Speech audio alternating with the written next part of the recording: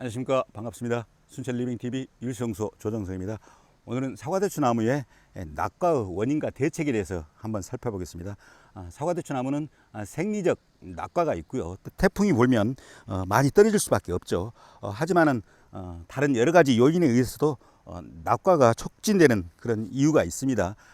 예를 들자면 햇볕량이 너무 부족하다거나 또 수분이 부족하는 경우, 또는 수분이 너무 과습하는 경우에도 낙과가 이루어질 수 있습니다. 그리고 시비량이 부족하거나 또 과다한 경우도 낙과가 이루어질 수 있기 때문에 좀 더 깊이 한번 살펴보도록 하겠습니다. 먼저 햇빛과 관련된 사항부터 말씀드리겠습니다. 사과대추 나무는 햇볕을 잘 받아야지 이렇게 과일도 많이 열리고 후에 낙과도 그렇게 심하게 이루어지지 않습니다. 이쪽 부분은 남쪽을 향하고 있어서 하루 종일 햇볕을 아주 많이 받는 부분입니다. 그래서 이렇게 열매들이 많이 붙어 있는 것을 확인할 수 있습니다.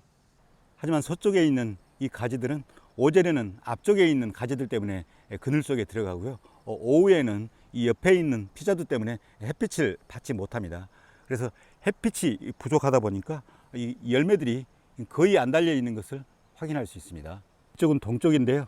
뒤늦게 나온 도장성 가지입니다. 여기 보시면은 뒤늦게 나와서 이렇게 나무 사이에, 그늘 사이에 들어와서 거의 열매를 달고 있지 않습니다.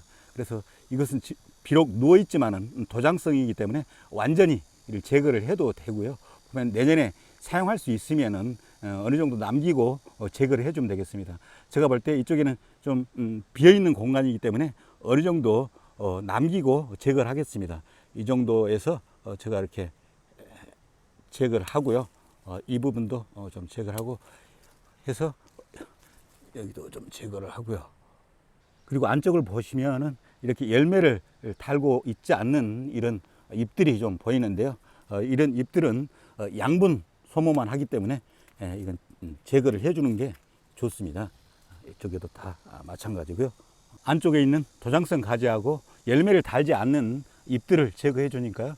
이렇게 시원해졌는데요. 이렇게 필요 없는 도장성 가지나 잎들을 제거해 주면은 낙과 방지에도 도움이 되겠습니다.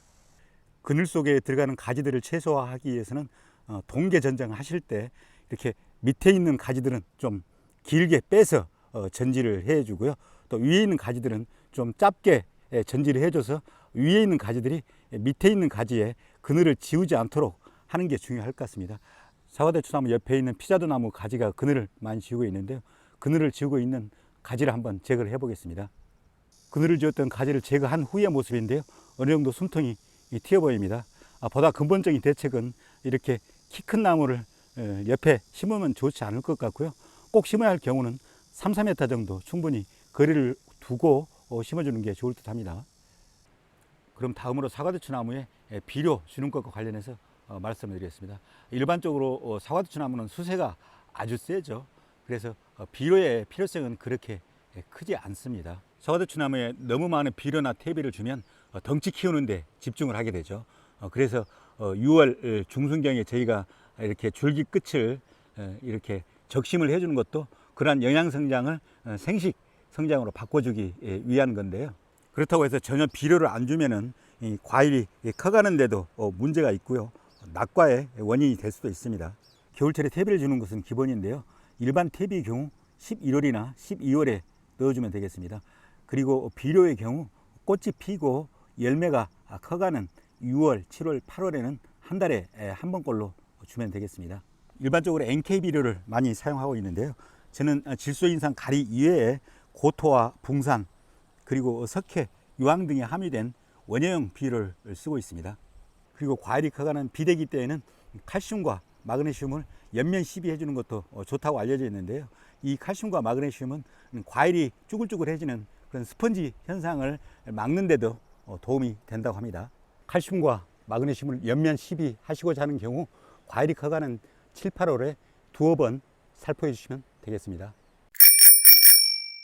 사과대추의 낙과 방지를 위한 마지막 조치는 적절한 수분 공급입니다. 수분의 중요성은 아무리 강조해도 지나치지 않겠습니다. 사과대추 나무의 경우 땅이 너무 건조하면은 잎과 이 열매 간의 경합이 일어나서 낙과로 이어질 수 있으니까요.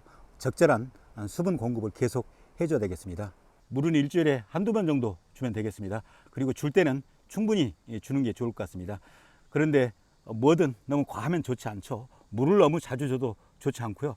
특히 장마가 져서 이게 뿌리에 물이 잠겨 있으면은 좋지 않습니다. 그게 또 과일 낙과로 이어질 수 있거든요. 그래서 이 나무 밑에 배수로를 확실히 만들어주는 게 중요할 것 같습니다. 그럼 이걸로써 오늘 프로그램을 마무리하겠습니다. 늘 저희 순천 리빙TV를 시청해 주셔서 고맙고요. 오늘 하루도 즐겁고 행복한 시간 되시기 바랍니다. 감사합니다.